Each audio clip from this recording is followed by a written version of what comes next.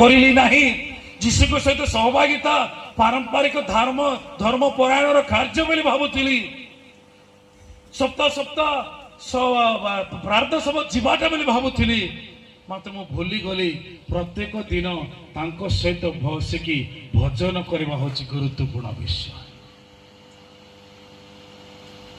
ତାଙ୍କ ସହିତ ସବୁବେଳେ ତାଙ୍କ ସମୟ ହେଲେ ପ୍ଲେଟରେ କ'ଣ ଥିବ? ତାଙ୍କ ସହିତ ଯେତେବେଳେ କଥା ହଉଛ ପ୍ଲେଟରେ କ'ଣ ଥିବ?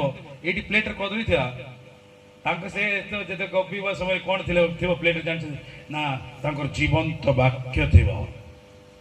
ଆଉ ସେ ଜୀବନ୍ତ ବାକ୍ୟ ଦ୍ୱାରା ଯୀଶୁ ଆମ୍ନା ସାମ୍ନା ଥିଲା ପରେ, ତାଙ୍କ ସହିତ ଗୋଟେ ବନ୍ଧୁ ସହିତ ଥିଲା ପରେ ତାଙ୍କ ସହିତ କଥା ହେବା ନିହାତି ଦରକାର।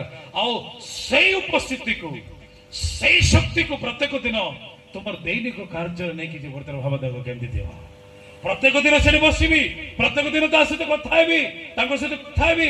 ତାଙ୍କେ ଯାହା ଯାହା ମତେ ସୂତ୍ର ଦଉଛନ୍ତି, ଜୀବନର ସୂତ୍ର, ତାକୁ ଯେତେବେଳେ ମୁଁ ନେବି, ତାଙ୍କୁ ଯେତେବେଳେ ନେଇକି ଯିବି, ଗୋଟେ ଥର ଭାବି ଦେଖ ହେମ୍ବ୍ରମ ତୁମର ଦୈନିକ ଜୀବନ କି ପ୍ରକାର ରହିବ।